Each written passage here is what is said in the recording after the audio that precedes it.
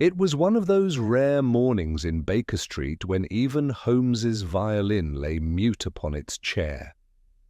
A faint warmth from the fire struggled against the grey light filtering through the curtains, and my companion, in his dressing gown, sat motionless, the fingertips of both hands pressed together in a steeple before his chin. I had grown used to this attitude of suspended thought, yet that morning a certain tension in his stillness struck me as curious, like a bow drawn and waiting for the string to vibrate. The only sound came from the clock upon the mantelpiece, marking the seconds with a dry, deliberate click, click, click. That measured rhythm filled the room so distinctly that it began to feel less like background and more like the very pulse of the place. I was in the act of folding my newspaper when Holmes suddenly spoke, without looking at me. "Watson, what do you make of chalk as a medium of confession?" I confess the question startled me. "Chalk, Holmes? I take it you do not refer to the medical blackboard variety?"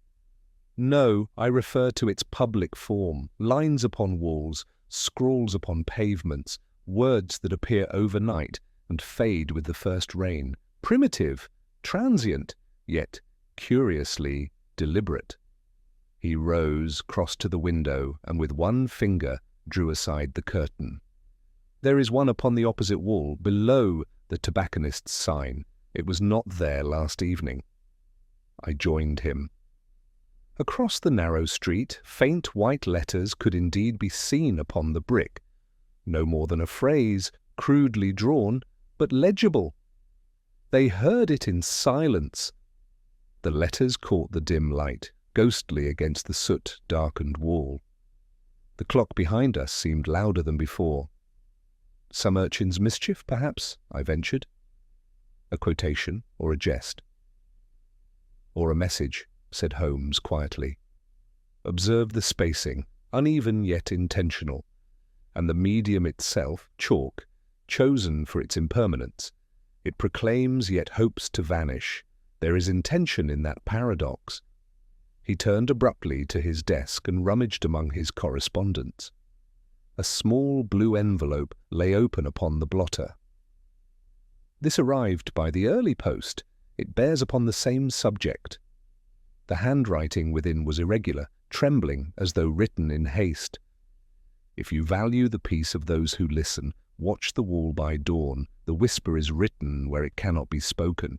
No signature, no address beyond our own." Holmes laid it flat upon the table.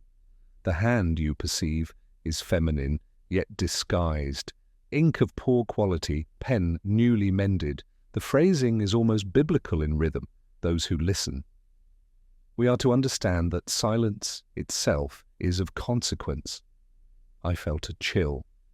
"And the whisper? You think it symbolic?" "Not wholly. Words that aim for poetry often mask fear."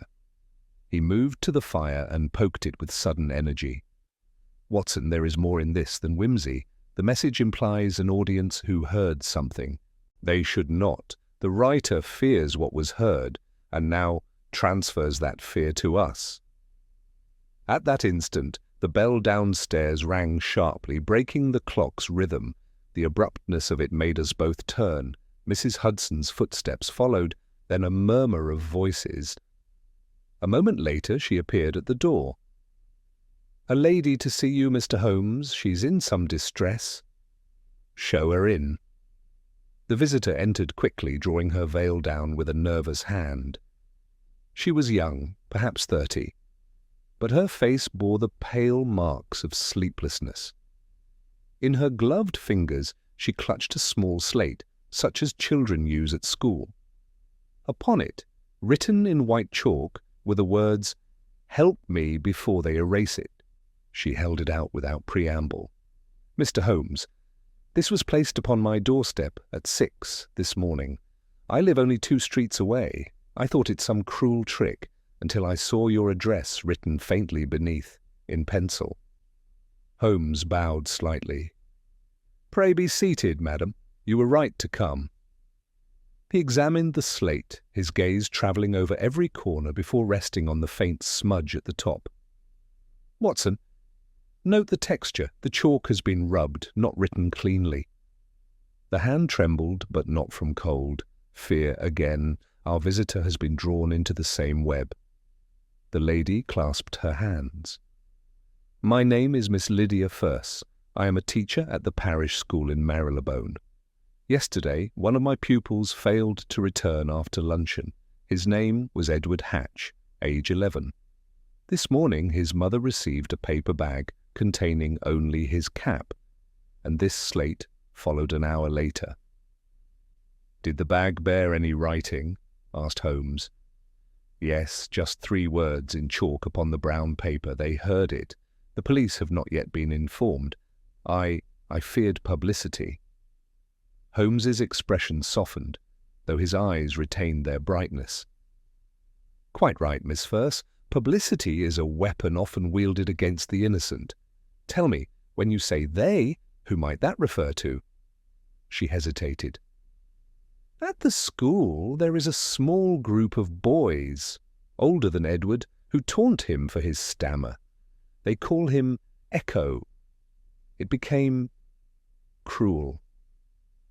The clock clicked steadily behind us. Holmes inclined his head slightly, listening as though the sound itself offered counsel. "And this phrase, they heard it, suggests the reversal of mockery. Perhaps Edward heard something they wish forgotten." Miss Firse nodded slowly. "Yesterday, before he vanished, he told me he'd found a secret written in chalk behind the altar steps of St. Matthew's Church. He said it wasn't words exactly, but that he could hear them when he looked. I dismissed it as fancy." Holmes's gaze sharpened. "Not fancy, Miss Firse, perception. The boy's impediment may have tuned him to rhythms others miss. A whisper written in chalk that is no child's delusion." He rose and took his hat. "Watson, fetch your coat. We go to St. Matthew's." The lady half rose. "You will find him." Holmes paused at the door. "If he left his truth upon a wall, Miss Firse, we shall read it before the rain." The hallway echoed with the same dry click of Mrs. Hudson's clock as we descended, each step measured and deliberate. The rhythm followed us out into the street, where the faint white letters still glimmered across the way. They heard it in silence. And even as I glanced back, a gust of wind sent a whispering drift of dust against the bricks, soft as breath. The sound lingered, thin, uncertain, like the beginning of a voice. The faint whisper of dust had scarcely faded when Holmes quickened his pace toward the waiting cab. "St. Matthew's, Marylebone," he told the driver, and as the horse lurched forward, the wheels began their steady clatter against the cobbles, an echo that seemed to take up the same measured rhythm as the clock we had left behind. Miss Firse sat opposite us, her gloved hands trembling slightly upon her lap. Holmes regarded her with that grave courtesy which, in moments of distress, revealed the human core beneath his logic. "You mentioned the boy called himself Echo," he said. "How long had that nickname persisted?" "For several months. He was a gentle child, clever in drawing, poor in speech. The others mocked his pauses." Holmes nodded. "Mockery often sharpens the ear of its victim. He would listen longer than others dared to." The wheels struck a loose paving stone with a hollow thud. Holmes's eyes lifted, attentive to the sound. "There. Note that resonance, Watson. Chalk leaves no mark upon air, yet even the earth beneath London remembers footsteps. The city itself murmurs when something beneath is hollow." "You think there is a passage under the church?" I asked. "I think," he replied, "that the whisper may be more than metaphor." When we arrived, St. Matthew's stood wrapped in scaffolding, its outer walls chalk-dusted from recent workmen's repairs. The main door was ajar. Inside, the hush was so complete that our own breathing sounded intrusive. Even the faint scrape of Holmes's cane upon the flagstones seemed to disturb the sanctity. Miss First pointed to the chancel rail. "There, behind the altar steps. That is where Edward said he found it." Holmes knelt, produced a small magnifier, and brushed the stone lightly. Beneath the soot lay a cluster of faint white lines, curved and intersecting. No ordinary scrawl. He traced them delicately. "Observe, Watson, the writing is formed of crescents, not letters. Almost a code of rhythm rather than text." "To what end?" I murmured. "Communication by resonance. These marks, when struck lightly, yield faint tones." He took a pencil from his pocket, tapped one arc, then another. A soft ting answered, 2 notes in sequence, barely audible, yet distinct. Miss First gasped. Like the sound he made when he tried to speak. Holmes's expression tightened. Precisely. The boy was imitating a pattern he heard, not seen. Someone, or something, used sound to convey meaning, and he transcribed it the only way he knew, through chalk. A faint rustle drew our attention toward the side aisle. A verger had entered, keys jangling at his belt. Holmes rose swiftly. "Good morning. You are in charge here?" The man looked uneasy. "Aye, sir. Been caretaker these 20 years. "You have recently had repairs done. Who ordered them?" "The vestry committee, sir. Ceiling leaks, but if you're asking about those marks, we told the lads to scrub them. They come back, though. Same place every time." Holmes's brows lifted. "They return after being washed?" "Next morning. Faint again, like fog on glass. Strange business." Miss First clasped her slate tightly. "Edward said they whispered when you looked at them too long." Holmes studied the verger keenly. "Has anyone else reported hearing sounds here, beyond the ordinary echoes of a church?"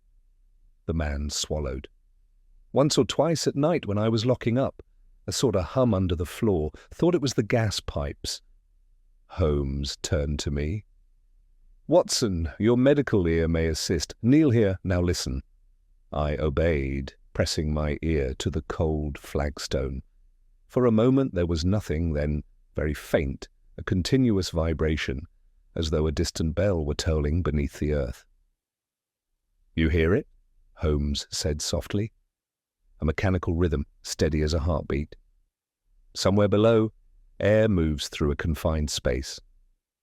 An underground chamber?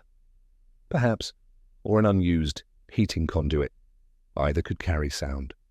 He rapped the stone with his cane. The hum altered, deepened.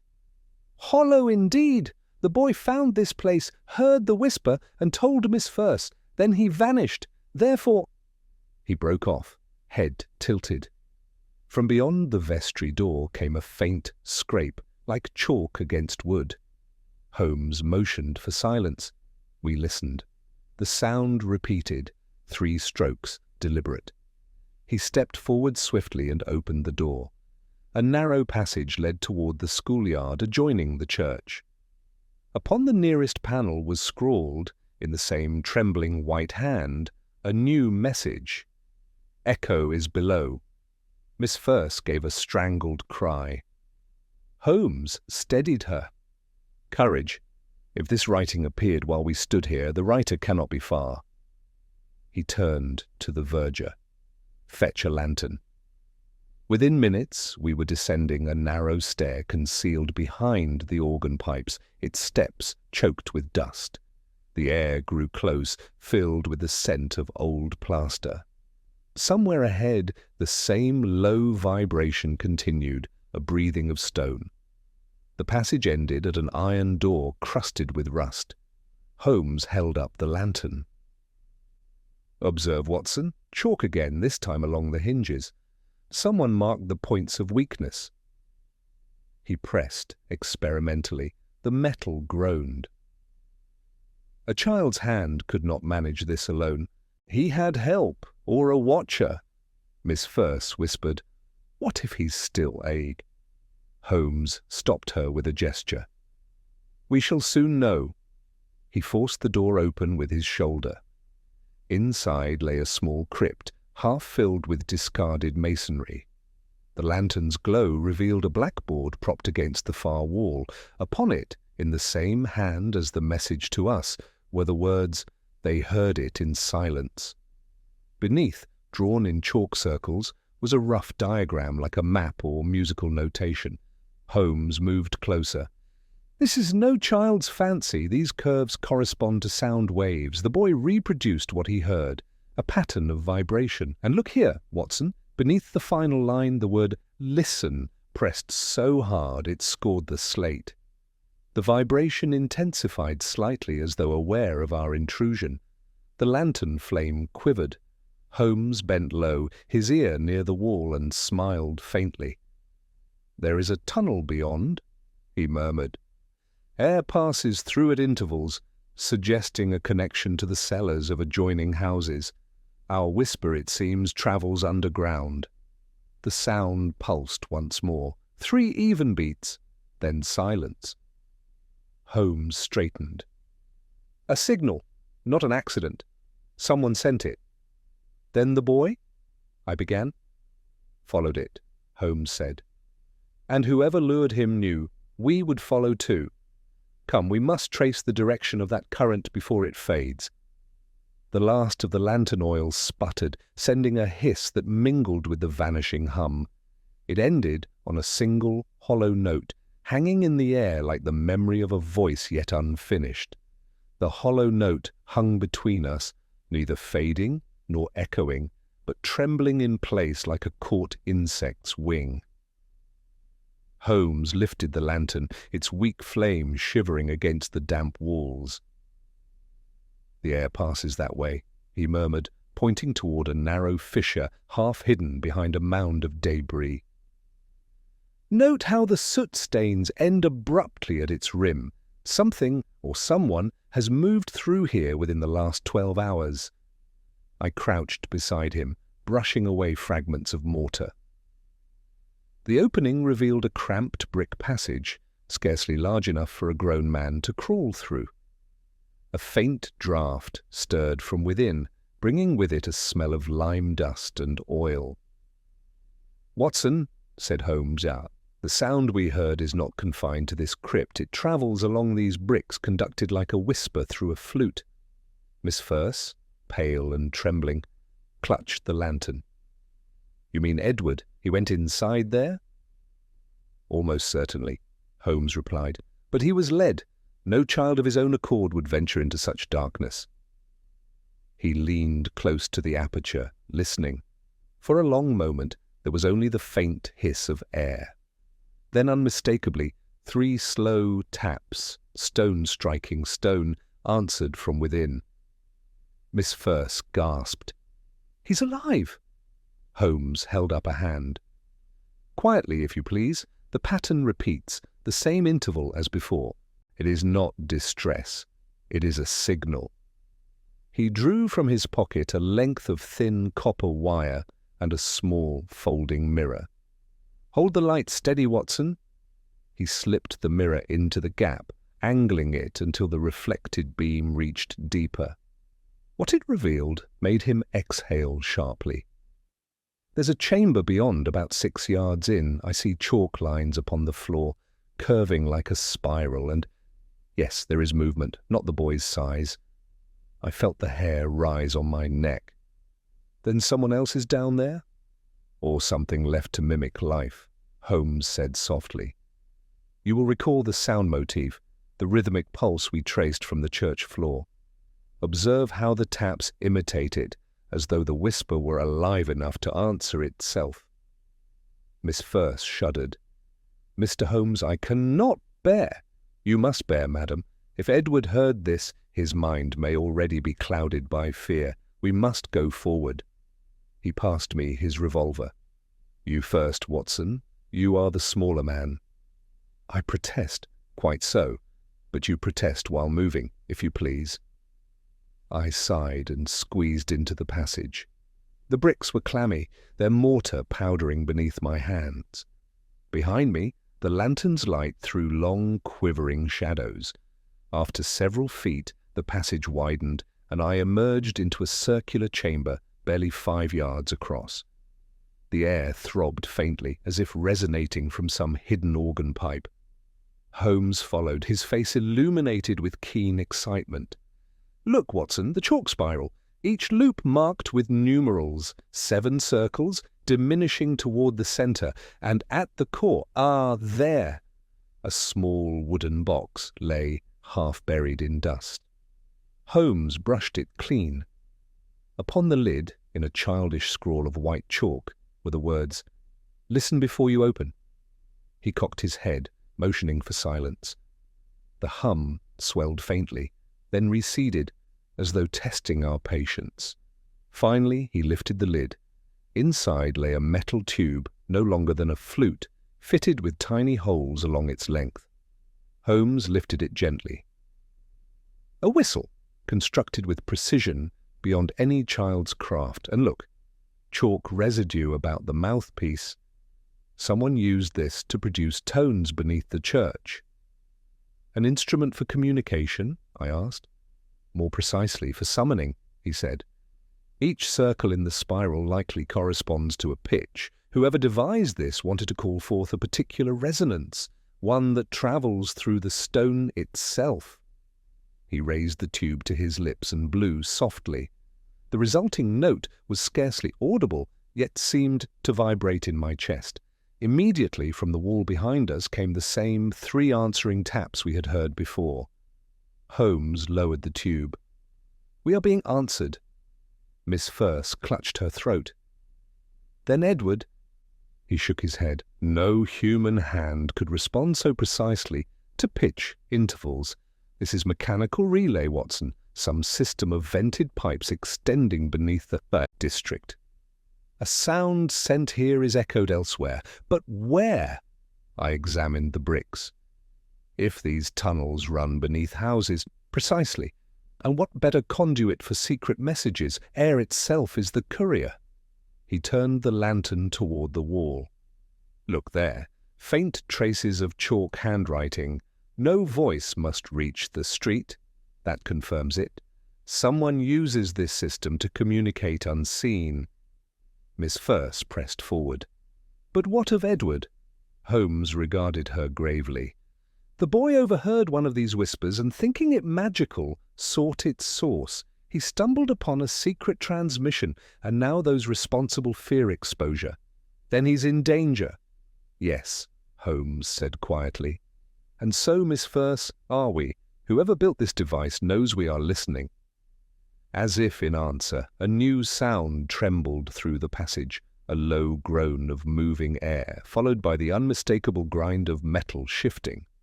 The opening behind us was narrowing. The debris we had displaced slid inward, sealing our path. Holmes sprang to it, thrusting with his cane, but the stones settled with a dull finality. The lantern flickered. "Trapped," I breathed. "Momentarily," he replied. "A crude attempt to contain us until the air thins." He knelt beside the wall, pressed his ear close, then smiled faintly. "Foolish. They underestimate the patience of sound."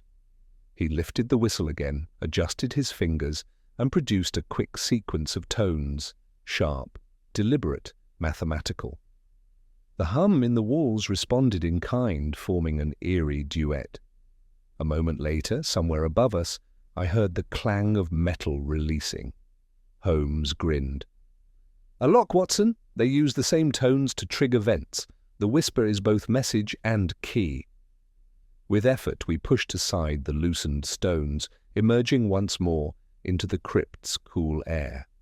Miss First sank against the wall, shaking. Holmes straightened his coat. Our unknown engineer anticipated intruders, yet failed to consider that I too can read sound. He handed me the whistle. "Guard that. It is evidence and invitation. Tonight the sender will expect an echo from this chamber. We shall oblige him." The lantern flame dwindled to a point, giving a single hiss before dying, leaving us in total silence. Then from somewhere in the distance, above or below, we heard one clear note, pure and steady, vibrating like a question suspended in the dark. The clear vibration hung so perfectly in the dark that for an instant it seemed alive, a mind reaching outward through sound alone. Holmes stood motionless, head tilted, his eyes bright with that singular mixture of concentration and delight I had learned to recognize as the herald of discovery. "You hear it, Watson, not mere echo, an intentional note held to measure. The sender acknowledges receipt." I felt the whistle cool in my hand.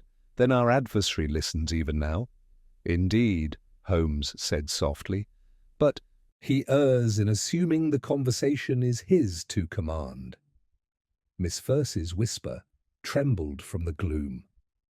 "You mean to answer him?" Holmes took the whistle from me, raised it, and produced 3 notes, quick, then long, then quick again, the same rhythm that had freed the lock before. The reply came at once, 2 tones only, low and mournful, as if the very stones sighed. Holmes smiled thinly. "Confirmation. That is the signature of one who waits. Come, Watson. We have but an hour before dusk, and I intend to know where this tunnel breathes." He relit the lantern with a match, its flare gilding the chalk spiral before we departed the crypt. The moment we re-entered the nave above, the ordinary sounds of London, the creak of a cart, a shout in the street, felt suddenly unreal, as though the world itself had become an interruption. Outside, Holmes hailed a cab. "To Marylebone Road, north side." As the wheels rattled over the stones, I ventured, "You believe the sound originates nearby?" "Sound, like guilt, travels only so far before it fades," he said. "The resonance we heard implies a metallic conduit, pipes perhaps, linking cellars of contiguous buildings. Our whisperer may operate from any one of them. But note this, Watson, the pattern of reply suggests intelligence, not simple mechanism. There is a mind conducting this orchestra." Miss Ferce pressed her handkerchief to her lips. "If they mean harm—" "They already have," Holmes interrupted. "Yet it is precisely in malice that men grow careless. We shall find their instrument." He tapped the cab's roof. "Stop here." We dismounted before a terrace of disused workshops, windows boarded, signs faded. Holmes crouched, examining the gutter that ran the length of the street. "Observe," he said, "the chalk residue along the drainage slit. See how it collects near the 4th doorway?" I knelt beside him. Coincidence, perhaps. "The masons—" "Used lime, not pure chalk. This is finer. It matches the residue upon the whistle." He stood, rapped at the door, received no answer, and without hesitation produced a slender pick from his pocket. The latch yielded with a click. The interior smelled of dust and rusting iron. Through a gap in the ceiling, a thread of light fell upon a collection of mechanical parts, gears, pipes, and small wooden frames strung with fine wire. Holmes bent to examine them, his shadow dancing across the walls. "Watson, we are in a workshop of acoustics. Note the bellows there? The resonating cylinders yonder, each contrived to amplify vibration. Our whisperer is a craftsman of sound." A narrow corridor led deeper within.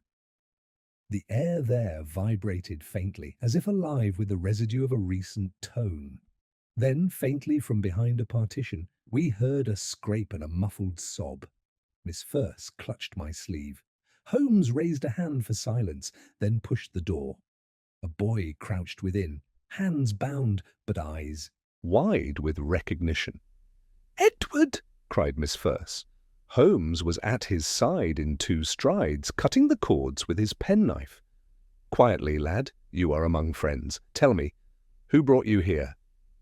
The child's lips trembled. "A man, sir. He said he'd teach me to make the stones sing. He made me draw the circles, then he told me to listen." Holmes's tone gentled. "And did you hear?" "Yes, sir.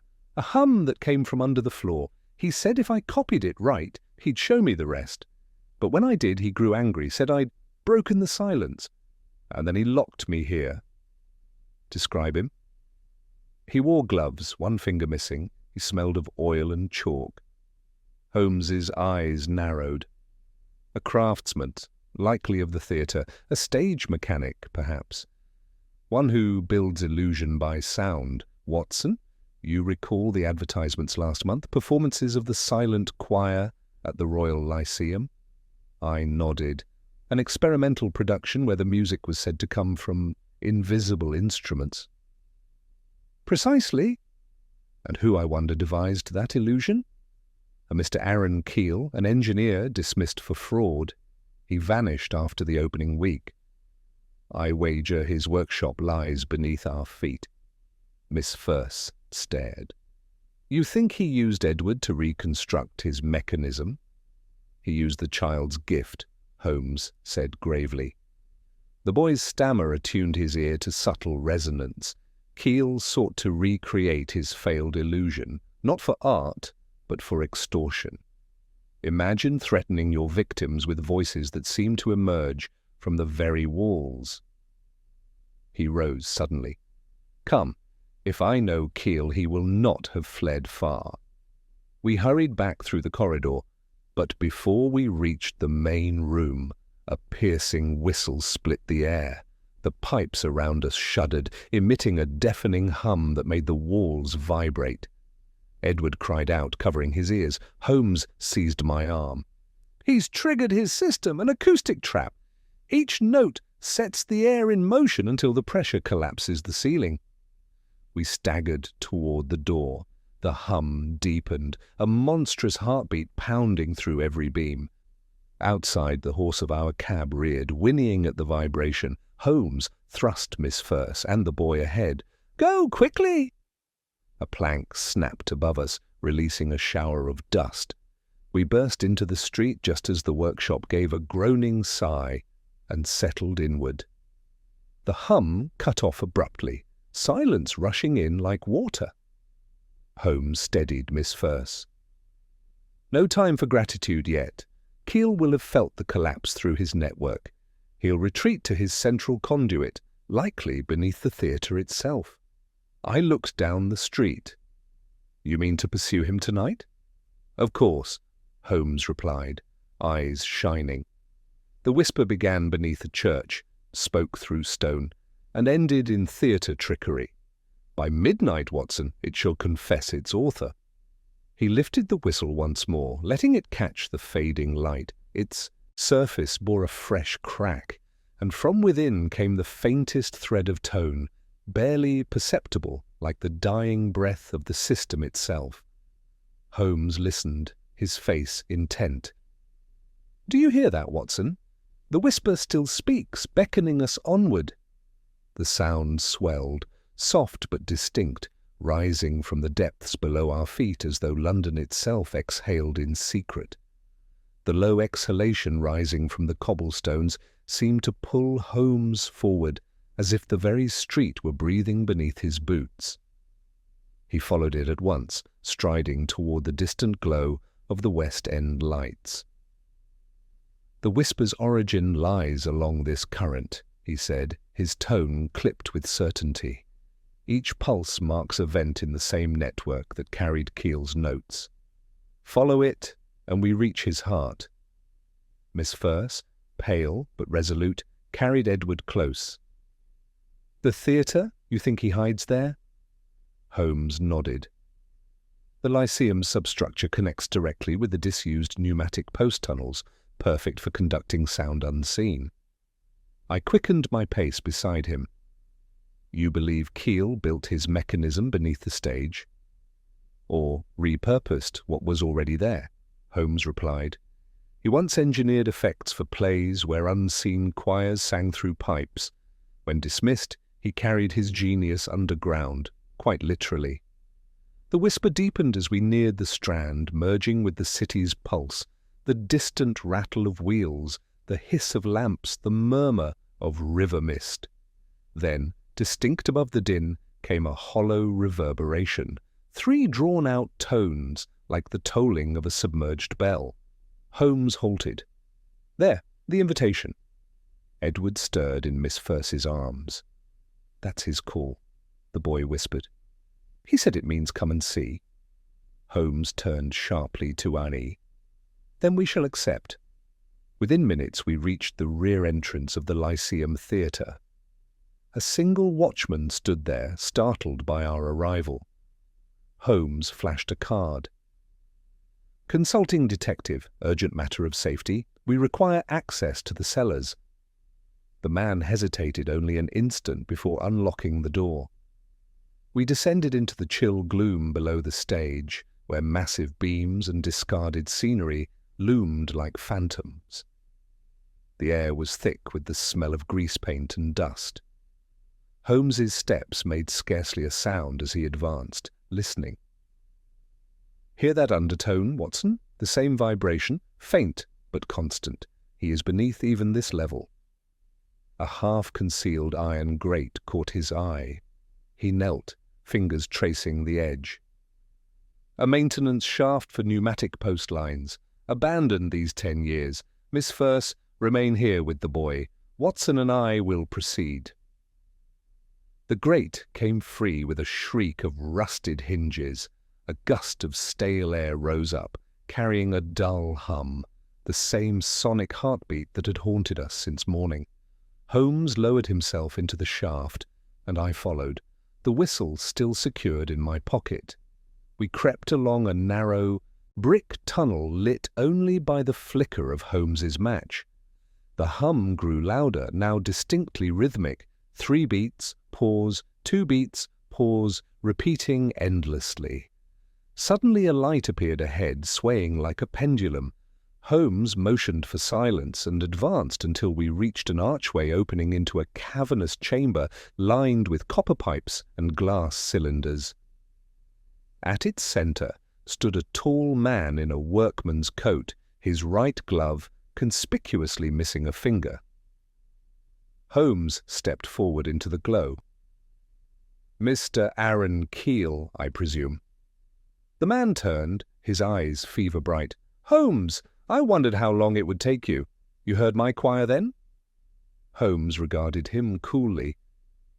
"A choir of machines, yes, engineered to deceive the ear and unsettle the mind. An ingenious cruelty." Keel laughed softly. "Cruelty? No, art. To make the city sing from beneath its own pavements. That is creation." "You kidnapped a child to serve your vanity," I said sharply. He ignored me, gesturing to the maze of pipes.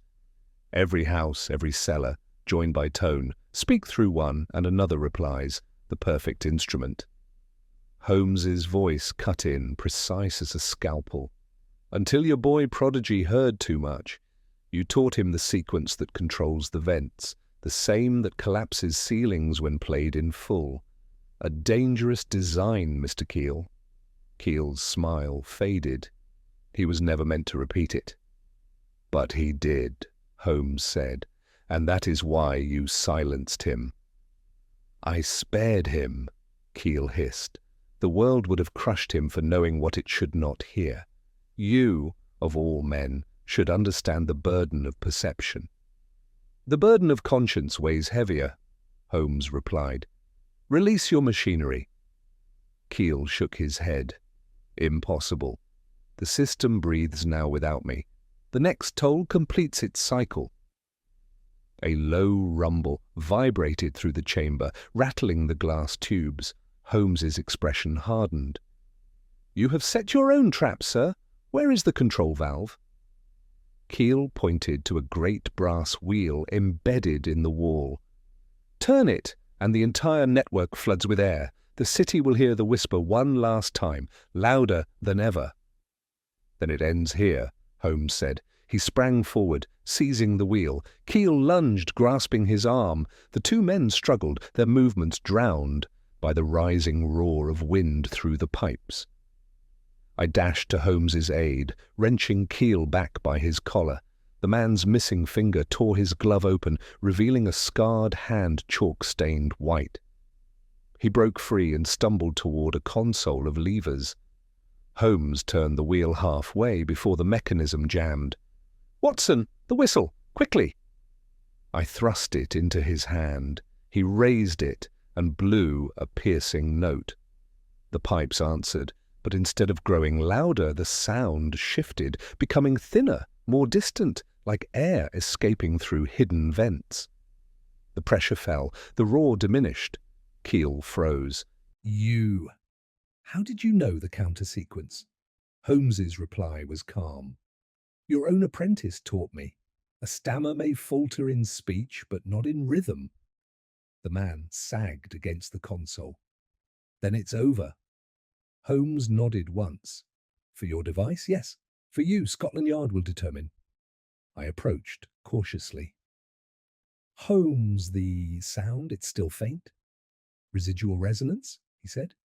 "It will fade." But as he spoke, from the far end of the tunnel came a single, drawn-out note, low, human, and utterly distinct from the mechanical tones. Keel's head snapped up, terror in his eyes. "No!" he whispered. "That's not mine." Holmes turned sharply, the lantern trembling in his grasp. "Watson, did you hear?" The tones swelled, filled the chamber, then broke off abruptly, as if some unseen listener had just taken a breath. The echo of that human note seemed to throb in the air long after it ceased, as though the bricks themselves hesitated to release it. Holmes's head turned sharply toward the sound's origin. "That, Watson," he said under his breath, "was no machine." Keel's voice trembled. "It can't be. No one else knows the sequence." Holmes strode to the far archway, lantern raised. "Then someone has learned it, Mr. Keel. You built your labyrinth of pipes to speak unseen. Did it never occur to you that another might listen unseen as well?" The engineer's eyes widened. "You think there's someone else in my tunnels?" "Not think. Here," Holmes corrected. He pressed his ear to the wall. A faint scrape answered, a slow drag of chalk against stone. Holmes drew back, eyes glinting. "There, Watson!" The sound repeats the child's first message, the same deliberate rhythm, 3 strokes, then 2. I felt a chill. "But Edward is safe above. Who then—" Holmes's expression darkened. "That, my dear fellow, is precisely what we must determine." Keel stepped forward, agitation returning. "You're hearing decay in the pipes. The system is dying. It can imitate anything." Holmes regarded him coldly. "You underestimate what you've built. Mechanisms mirror their makers. If corruption lay in your purpose, it will echo corruption in return." Before Keel could reply, the scraping grew louder, resolving into distinct words scratched upon the brick. Holmes held up the lantern, revealing fresh chalk letters forming before our eyes, each trembling with dust. They spelled, "Stage beneath the stage." Keel recoiled as though struck. "Impossible. That section was sealed after the fire." Holmes's voice sharpened. "Then it is precisely where the answer hides."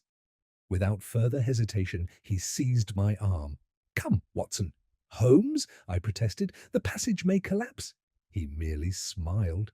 "Then we must be quick enough to pass before it remembers how." We left Keel under my warning glance. "Do not stir from this place," and hurried back along the tunnel toward the iron ladder that ascended to the theatre's subfloor. The hum followed us like a restless pulse. When we emerged, the faint vibration of distant machinery merged with the muffled applause of an audience above, for the evening performance had begun. Holmes extinguished the lantern. "Silence now. The play above provides our cover." We crept through a low corridor until we reached a heavy oak door half concealed behind canvas scenery. Holmes placed his palm upon it. "Feel that? Warmth. Air passes through. Beyond lies Keel's true chamber." He drew a thin-bladed knife and slid it into the crack. The latch gave with a dull snap. The door opened upon a space so narrow we had to turn sideways to enter. The air shimmered faintly, charged by vibration. Holmes whispered, "Observe the pattern upon the floor, chalk once more, but broader strokes, a perfect spiral centered on that aperture." I peered down. Beneath the grating was darkness, and from it came the faint murmur of many voices, rising and falling like distant waves. An illusion, I murmured. Holmes shook his head. An audience, Watson, not of flesh, but of resonance. He's trapped echoes within stone chambers, each one repeating fragments of prior speech, a choir of ghosts manufactured from air. A sudden metallic clang cut across his words. We spun round to see Keel standing in the doorway, his face ghostly in the reflected glow. "You shouldn't have come," he hissed. "It's awake now, you've broken the balance." Holmes stepped forward. "What have you done, Keel?" "I gave sound a body," the man said wildly. "I let silence speak. It learns from every vibration. It remembers." The murmur below deepened, forming a coherent pattern, a phrase spoken in a dozen tones, overlapping, pleading, "Heard it in silence."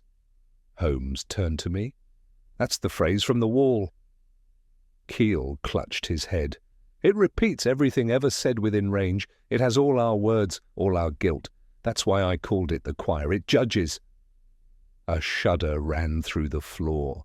The chalk spiral began to glow faintly, reacting to the vibration. Holmes's gaze darted from pattern to pipes. It feeds on resonance. The longer it continues, the greater the risk of collapse. Keel staggered toward the grate. "I can quiet it if I complete the sequence." Holmes caught his arm. "And unleash the rest of your machinery?" "No, Mr. Keel. This time you will listen instead of command." He produced the whistle once more and handed it to me. "Watson, when I give the signal, 3 short notes only. Do not waver." Keel struggled, half mad with panic. "You'll kill it." "Better that than let it speak for all of London," Holmes retorted. He crouched beside the spiral, studying its intervals like a mathematician reading a theorem. Then, in a tone calm as prayer, he said, "Now!" I blew the whistle. The tones sliced through the chamber like knives. Instantly the murmuring ceased, replaced by a single resonant chord that swelled until the very timbers shook. Chalk dust burst upward in a cloud. Holmes shouted above the din, "Keel's machine is answering! There, behind the arch!" Through the haze, I saw metal valves snapping shut in rapid succession. The roar faded, descending into a deep hum. Keel tore free from Holmes's grip, rushing to the spiral's edge. "You don't understand! It's listening to me!" He raised his arms as though conducting an unseen orchestra. The floor beneath him vibrated violently. Holmes's cry cut through the thunder. "Watson, pull him back!" But before I could move, the grate beneath Keel's feet gave way with a metallic shriek. He vanished into the darkness below, the hum collapsing into a vacuum of silence so complete it pressed upon the ears like weight. Holmes stared into the void. "So ends the engineer of whispers." For a long moment nothing moved. Then from deep within that abyss there came a faint sound, not mechanical, not human, a single trembling breath that might have been sigh or word. Holmes turned slowly toward me, the lantern trembling in his grasp. "Watson," he said quietly. "Did you hear what it said?" I swallowed. "No, only the breath." He nodded. "Exactly, and that is what troubles me most." From below the breath repeated, longer this time, almost forming a word. The breath deepened until it trembled on the verge of articulation, a sound between sigh and syllable. Holmes leaned over the void, his face lit from beneath by the faint gleam of the chalk spiral. "It imitates language," he murmured, "but not speech as we know it. This is air struggling to remember its own vibration." I felt my heart hammer. "You mean what fell with Keel still lives?" "In a manner," Holmes replied. "His machinery was a lattice of resonators. When he fell, the collapse trapped a portion of moving air within that system, tones suspended like bees in amber. It may continue to echo until the last pressure leaks away." The breath shuddered again, this time forming a crude sequence of sounds. Here, Holmes's jaw tightened. "Here!" Miss Furse's voice from behind the half-open door trembled. "Mr. Holmes, what is it saying?" He raised a hand. "Nothing yet, Miss Furse. The danger is in what it might learn to say." She stepped closer, clutching Edward's hand. "I heard it upstairs. It called my name." Holmes turned sharply. "When?" "Just now, while you were below. A whisper through the floor. 'Lydia.'" Holmes frowned. "So it has adapted to human form. It gathers what it has heard and reshapes it." I glanced toward the opening. "Then Keel's final cry, was that too absorbed?" "Almost certainly," Holmes said grimly. "Sound cannot die in a perfect resonance chamber. It lingers until overwritten." "Keel's machine has become a phonographic ghost." The breath rose again, longer, trembling like an organ note. "Lie, abe." Miss Furse clutched at Holmes's sleeve. "Make it stop." Holmes guided her back.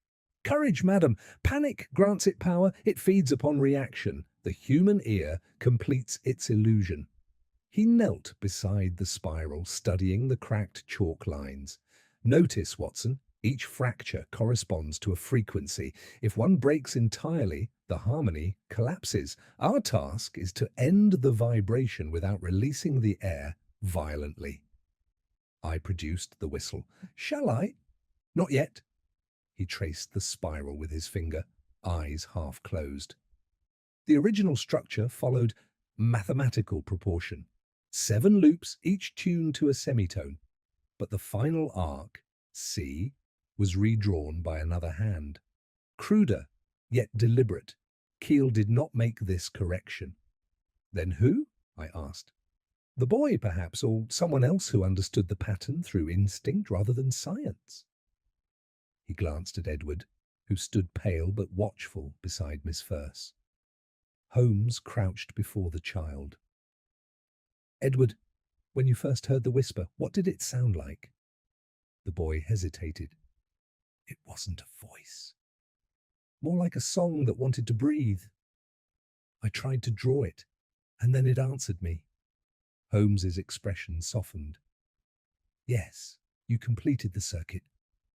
Your drawing made the whisper conscious of itself." I stared. "Conscious?" "In the simplest sense," Holmes said quietly. "A resonance aware of its own echo. Keel sought mastery. The sound sought symmetry. The boy gave it both." Miss Furse's eyes widened. "Then it's bound to him?" "Precisely. It called his name before yours. It knows him as its first listener." Edward's voice was barely audible. "Can it hear me now?" Holmes hesitated only an instant. "Yes, lad, but do not answer it." The breath answered for him, a low vibration that shaped itself unmistakably into 2 words. "I hear." Holmes sprang to his feet. "Watson, the resonance chamber is mimicking cognition. If it learns to perpetuate that phrase beyond this room, every conduit in London could carry it. We must extinguish it now." He seized a piece of fallen chalk and with swift precision drew a counter-spiral intersecting the old pattern. "When opposite frequencies meet, they cancel. The same law applies to conscience and deceit," Miss Furse whispered. "Will it be dangerous?" "Only to those who mistake silence for peace," he said. "Watson, when I nod, blow."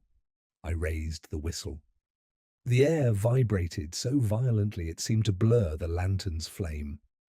Then Holmes's hand dropped. The tone I produced was pure, cutting through the raw like a blade.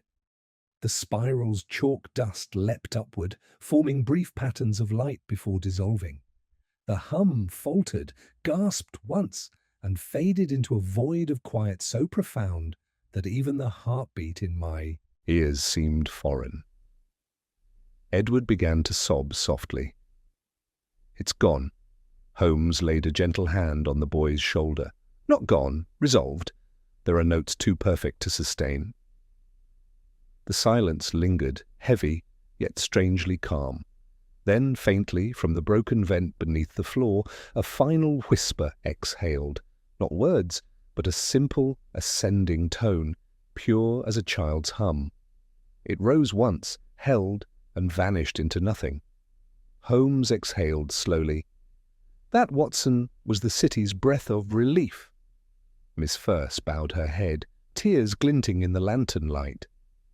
And Mr. Keel? Holmes regarded the grate. He has joined the only choir he ever truly understood. He turned toward the passage.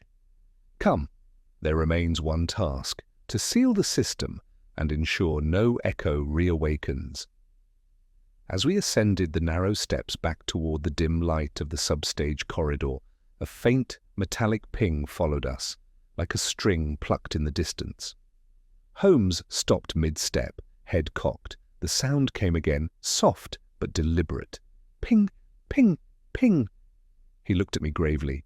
You hear it too, Watson? I nodded. Yes.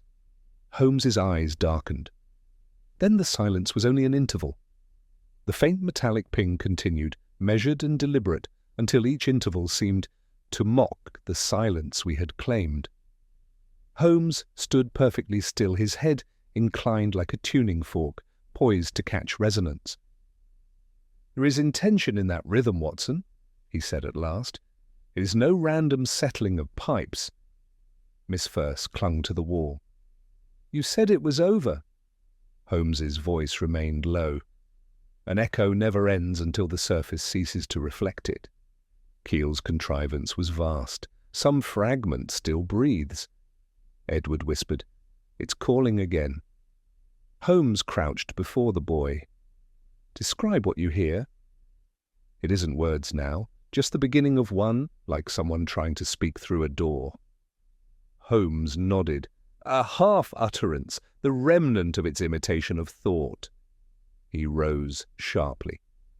We must trace that metallic resonance before it organizes itself further. We followed the sound along the corridor, its tone leading us downward through the shadowed passages beneath the theatre. The air grew colder, and the faint glimmer of moisture traced the walls like veins of silver. Each ping reverberated, softer yet clearer, guiding us deeper until we reached a narrow junction sealed by a heavy iron panel. Holmes pressed his ear against it. A cavity behind. The tone originates within. I examined the hinges, rusted solid. Then we shall persuade them. He drew a slender screwdriver from his pocket and levered carefully until one hinge groaned loose. The panel swung outward with a sigh of stale air. Beyond lay a small chamber lined with resonating tubes, the skeleton of Keel's first prototype. In its center hung a pendulum-like device, still vibrating faintly, its steel weight striking a brass plate with each slow oscillation. Holmes stepped closer. There's your voice, Watson. It is Keel's master resonator, the one element not destroyed above. Its oscillation continues, self-fed by airflow through the remaining ducts. Miss First stared. Can it still make sound by itself? Not consciously, Holmes replied, but it can repeat what the air remembers. Observe. He tapped the brass plate lightly with his cane. The pendulum answered, repeating the same interval it had struck before. Then, eerily, the vibration shifted into a faint modulation, an almost human intonation. It said, Holmes. The effect was chilling. Miss First gave a small cry, and even I felt a tightening of the throat. Holmes's expression, however, was one of cold fascination. So, he said softly, the city speaks back at last. He examined the mechanism minutely. Watson, note the inscription on the frame. There, etched in chalk beneath the dust. The echo belongs to him who hears last. Keel's credo. He built this pendulum as the final receiver. It captured our voices from the very air. I glanced uneasily at the quivering steel weight. And now it has yours. Precisely, Holmes said, hence its imitation. The pendulum struck again, this time producing two notes, one high, one low. Holmes's eyes narrowed. "That is Morse. Dot dash." He turned quickly to me. "Fetch the lantern nearer. Dot dash repeats A. It spells something." We waited. The pendulum swung again. Dot dash, then dash, dot dash. K? A-K, I murmured. A-K. No, A-K, perhaps. Continue. The next swing gave three rapid dots. S. The word assembled in my mind with dreadful clarity. Aches. Holmes, it spells. Makes. Holmes bent closer, lips pressed thin. And now listen. The pendulum struck a final sequence. Dot, dot, dot, dash, dot. R. Holmes whispered, "Maker." It calls for its maker. The word echoed faintly through the pipes, each repetition weaker but more plaintive. Maker. Maker. Until it blurred into a continuous hum. Miss Firse clutched Edward protectively. "What does it mean? Is it alive?" Holmes straightened. "No, merely persistent. Keel's devices rely upon reflected tone, yet his final creation by perfect symmetry has turned reflection into call. It seeks the stimulus that sustained it, Keel's voice. But he is gone." Edward peered toward the pendulum. "If it's waiting for him, will it stop if it knows he's dead?" Holmes looked at the child thoughtfully. "Perhaps. But death is not a message it can hear. It responds only to vibration." He began pacing, hands clasped behind him. "The problem, Watson, is that the energy sustaining it will not diminish on its own. The constant airflow through the ducts ensures continuation. Left unchecked, the resonance might spread once more through the theatre's network.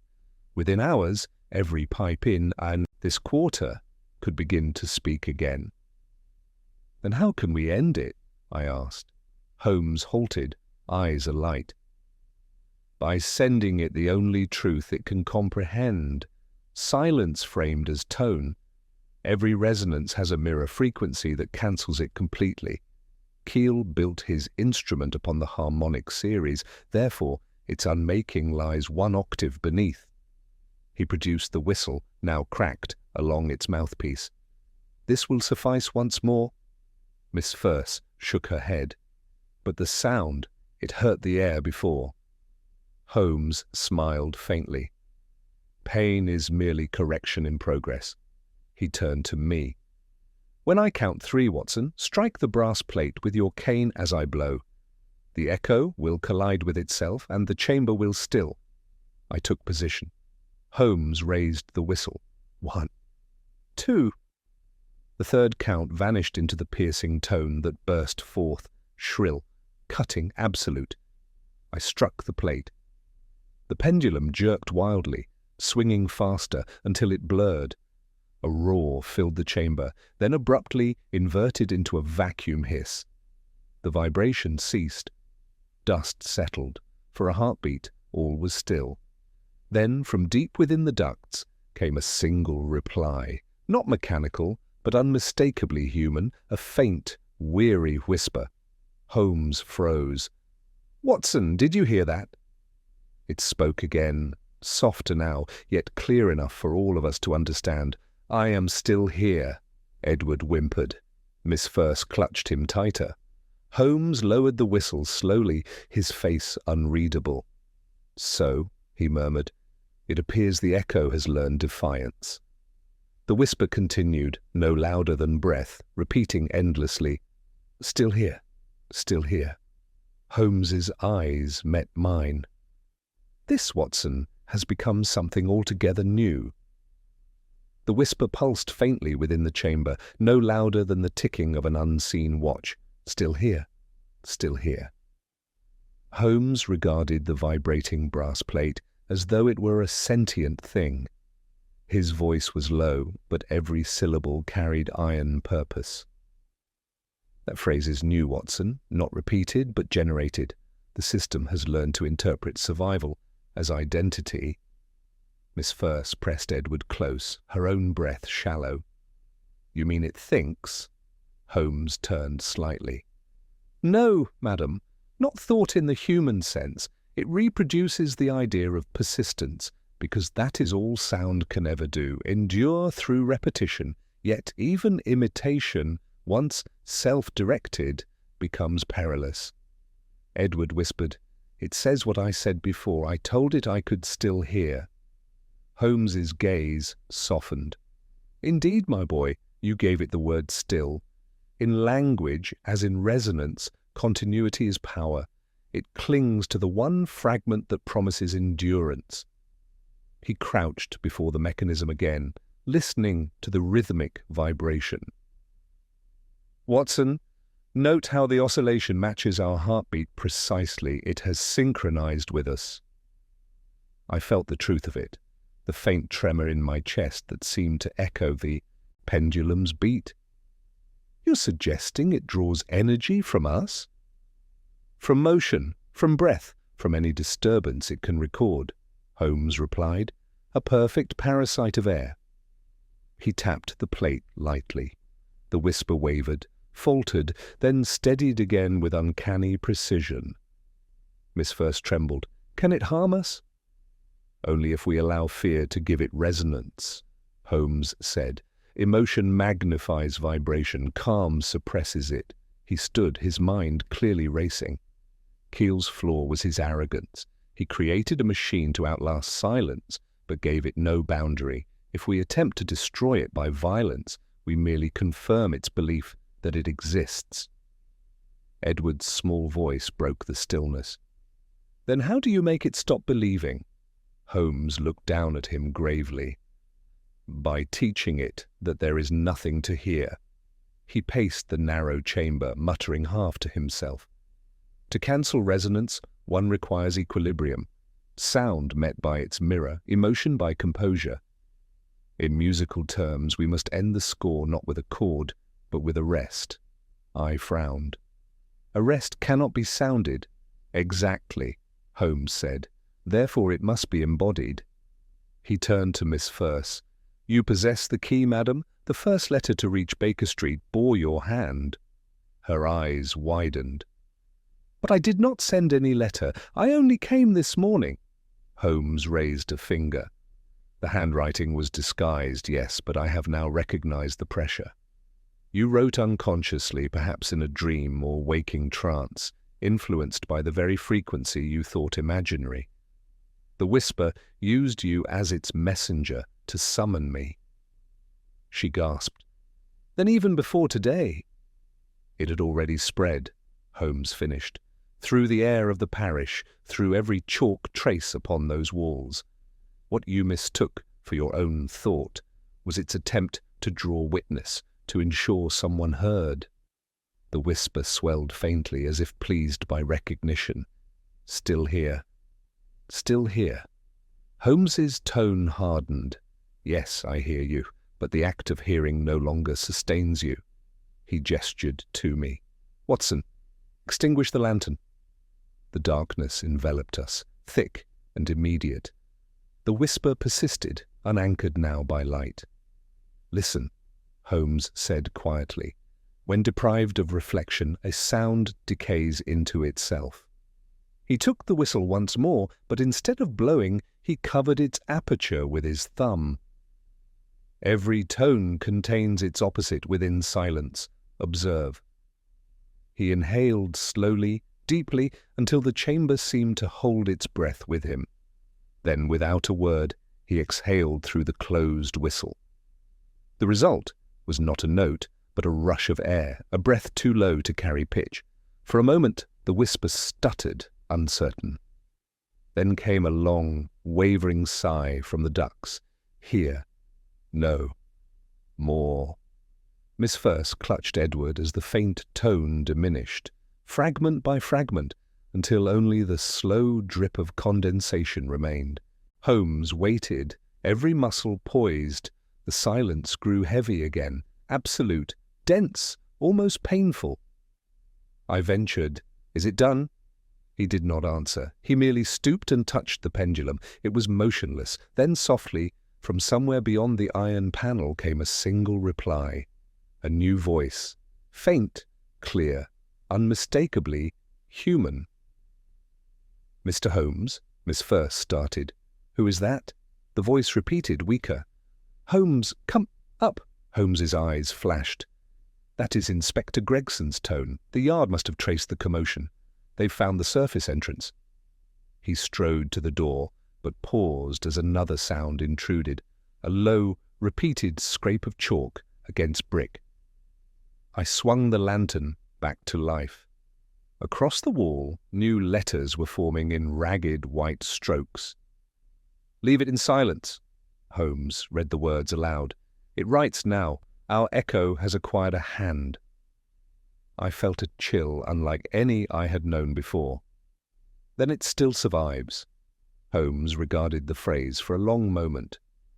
"No, Watson. This is the last instinct of a dying resonance, its plea for preservation through obedience. It tells us to do nothing, to leave, that it might linger unchallenged. And therefore—" He seized a lump of chalk from the floor and struck through the phrase with a single, decisive line. "Why, we shall not." The vibration that followed was like the exhalation of the entire chamber, a rushing gust that swept our clothes and extinguished the lantern anew. Out of the darkness came one last delicate sound, a child's faint laugh, brief as the strike of a match, echoing once and then gone. Holmes's hand found my shoulder. That, Watson, was the true end.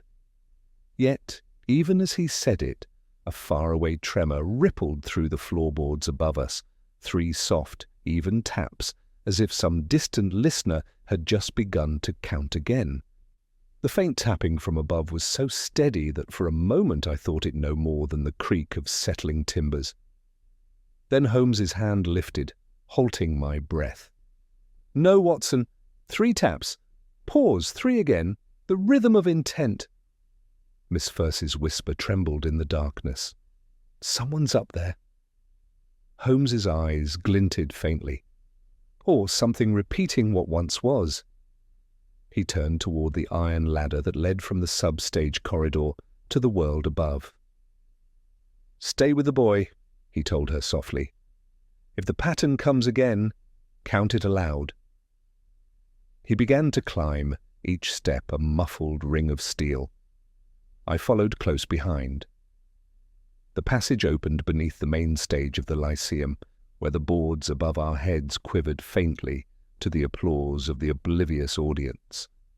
The noise filtered down like distant rain, indifferent, human, safe. But below it, I still caught the tapping. Holmes crouched beside one of the ventilation grates, listening. "The echo migrates," he murmured, "like a current searching for exit." I leaned close. "You think it's escaping?" "Sound never escapes, my dear Watson. It travels until it finds sympathy. Somewhere above there is a sympathetic surface waiting to vibrate." We traced the tapping to a narrow service hatch. Holmes eased it open. A small cavity stood beyond, filled with coiled wire, and a single length of chalk lying broken across a page torn from a stage script. Scrawled upon it, half faded by dust, were the words, "Heard in silence, Act 4. Holmes held the paper to the lantern's weak light. This was part of Keel's stage illusion. The 4th act of his play was never performed. He meant to unveil his singing theatre then. The whisper has retraced his steps back to its birthplace. The tapping came again, now slower, deeper. Each vibration sent a faint tremor through the boards above us, as though the theatre itself breathed in uneasy sleep. Holmes tapped the floor twice with his cane. The sound was instantly mirrored, 2 crisp replies from beyond the stage. "A perfect mimic," he said quietly. "It awaits acknowledgement." "Then we must not answer," I urged. "On the contrary," Holmes said, "we must answer once, correctly." He withdrew the cracked whistle and examined it with almost paternal care. "Its voice is failing, but perhaps that is precisely what is needed." He raised it to his lips and produced a tone so soft that it barely existed, a sigh of breath rather than music. The reply that came was no longer imitation, but harmony, the same note mirrored downward, decaying as it fell through the hollow timbers. Miss Verse's voice echoed faintly from below. "3 taps again, Mr. Holmes, slower this time," Holmes whispered. "It responds not to force but to stillness. It is listening to its own end." He stepped onto the stage ladder and climbed until he reached the trapdoor that opened to the boards.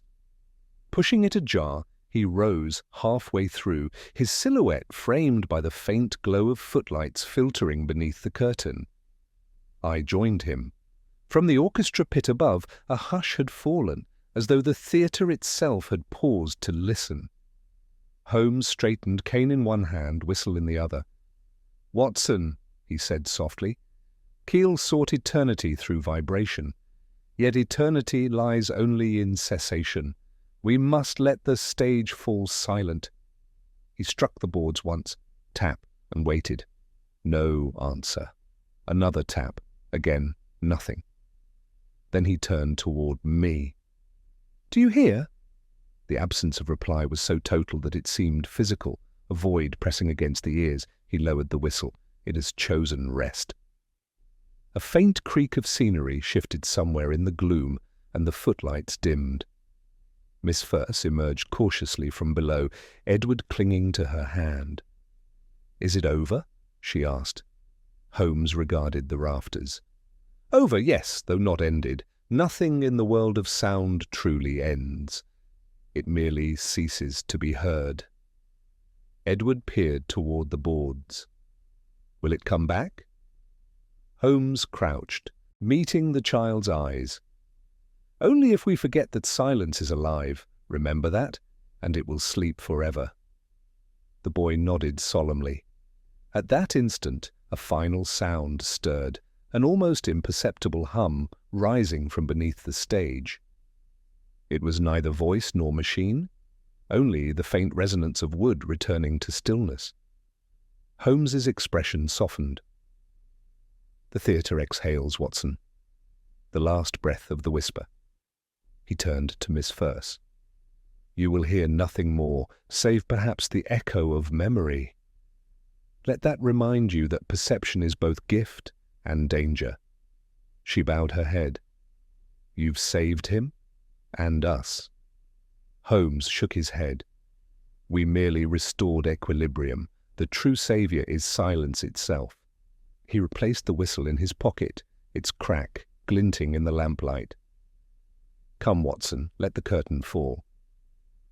We stepped through the wings toward the side door. Behind us, the orchestra struck its closing chord, and the audience erupted in applause, unaware that another performance, stranger and graver, had just ended beneath their feet. As we reached the street, Holmes paused, tilting his head. "Do you hear anything?" I listened. The distant clatter of carriages, the sigh of wind through gas lamps, the hum of London's eternal heart. "Only the city?" "Precisely," Holmes said, "and that is enough." But as we turned toward Baker Street, a lamplighter passing by struck his pole thrice against the stones, 3 soft, deliberate taps that echoed down the empty road like a whisper written anew. The lamplighter's pole had scarcely fallen to his side when Holmes stopped dead in his tracks, one hand raised. "3 taps," he murmured, deliberate again. I glanced along the misted street. Coincidence, surely an echo of habit. Holmes's gaze sharpened. No habit strikes in perfect rhythm twice in one night. He crossed swiftly toward the lamplighter, who froze mid-motion at the sight of him. "You there? Where learned you that rhythm?" The man blinked, puzzled. "Beg pardon, sir? I was but knocking the pole to shake the soot." 3 strokes, pause, then 3 again, Holmes said. "Who taught you that measure?" The lamplighter scratched his head. "No one, sir. 'Twas just the sound the pipes made under the stones when I passed the theatre, hollow-like. Thought I'd match it for company." Holmes's expression hardened. It's spread already. I felt a chill. You mean the resonance? Precisely. Vibrations once loosed cannot be gathered again. They seek new hosts. Come, Watson, we must confirm whether the network still breathes.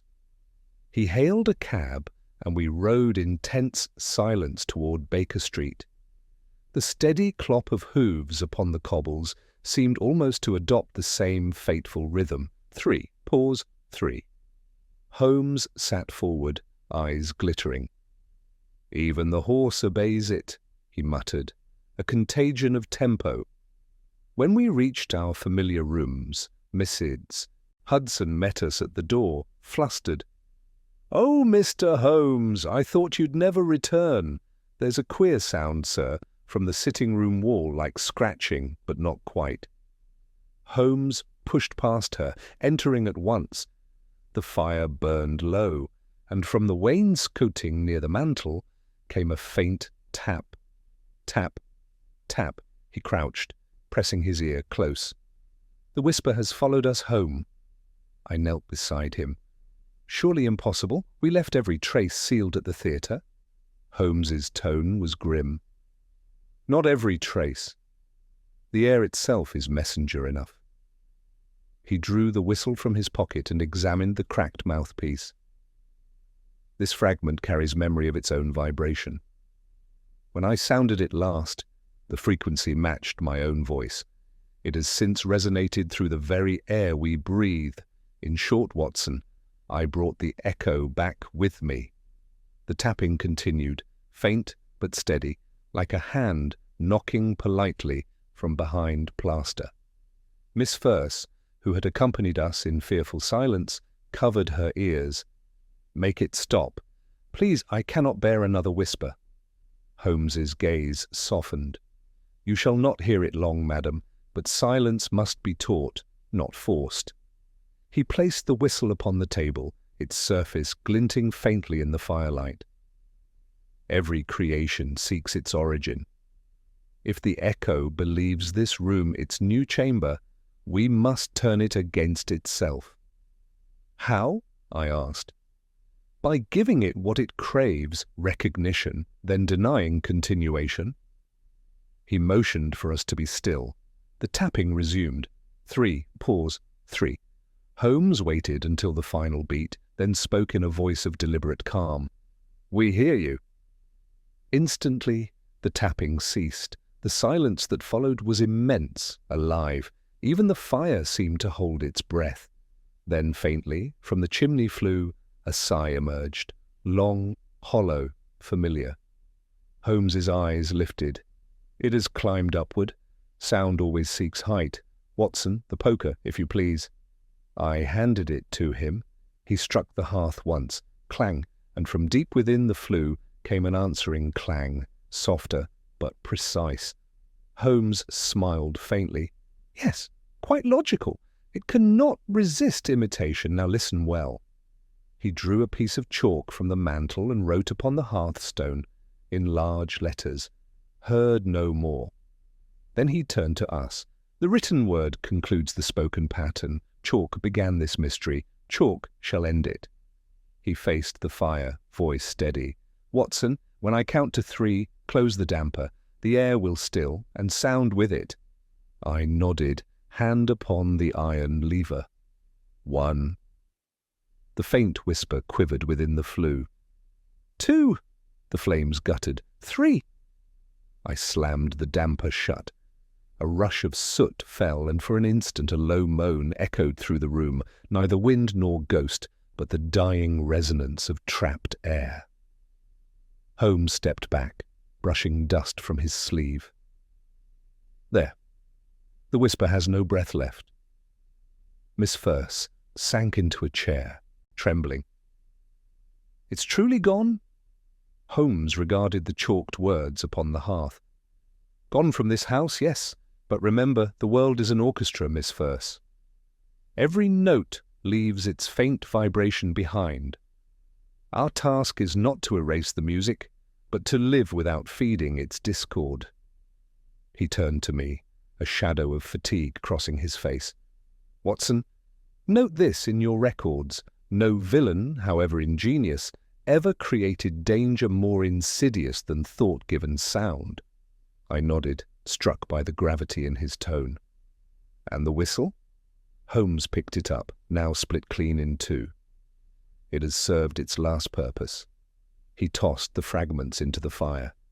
They cracked once, releasing a brief hiss that faded into silence. The clock upon the mantel ticked evenly once more. Click, click, click, its rhythm ordinary again. Holmes sank into his armchair, closing his eyes. There, Watson, London breathes without a whisper. For a long moment none of us spoke. The calm was almost unnerving after so much unseen peril. Then, as the coals settled, a faint tone rose from the grate, a single, high, pure note, as delicate as glass.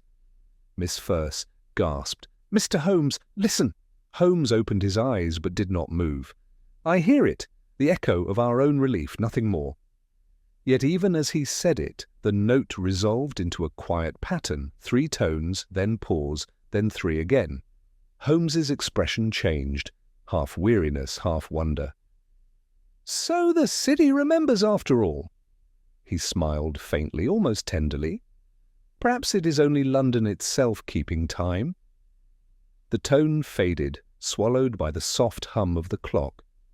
Holmes reached for his pipe, but instead of striking a match, he simply sat in silence, his gaze fixed upon the hearth where the chalk words slowly whitened to dust. Outside, far away through the fog, a church bell chimed 3 times. Its echo lingered long enough for me to imagine that final whisper beneath it, gentle, unthreatening, but eternal. London's breath continuing its quiet song beneath our feet.